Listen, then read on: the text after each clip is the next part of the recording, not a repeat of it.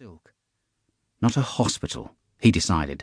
These were not national health issue, not with an embroidered monogram on the pocket.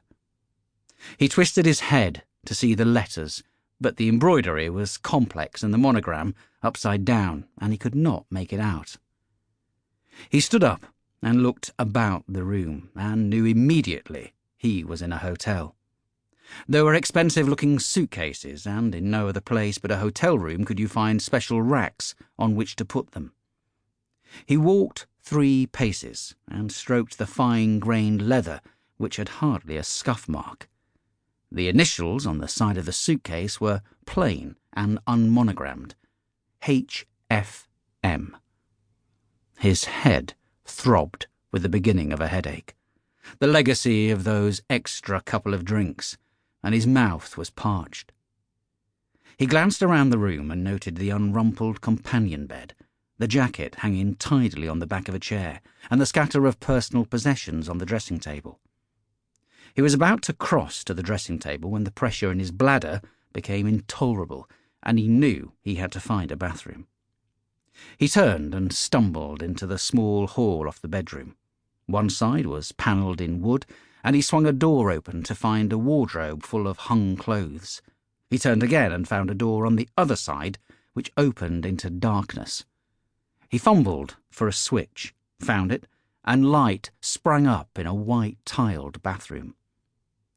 While he was relieving himself, his mind worried about the electric switch, wondering what was strange about it. And then he realised that it was reversed. An upward movement to turn on the light instead of the more normal down pressure. He flushed the toilet and turned to the hand basin, seeking water. 2 glasses stood on a shelf, wrapped in translucent paper. He took one down, ripped off the paper, and filling it with water from the green-top tap, he drank thirstily. Up to this moment, he had been awake for perhaps 3 minutes. He put down the glass and rubbed his left eye, which was sore. Then he looked into the mirror above the basin and, for the first time in his life, experienced sheer terror. 2. When Alice went through the looking-glass, the flowers talked to her, and she evinced nothing but a mild surprise.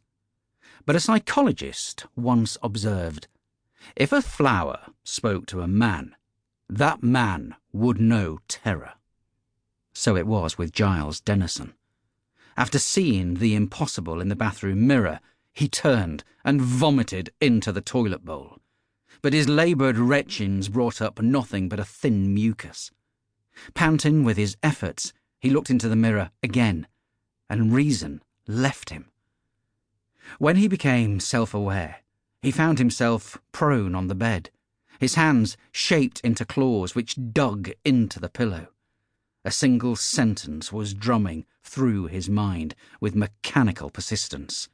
I am Giles Denison. I am Giles Denison. I am Giles Denison. I am Giles Denison.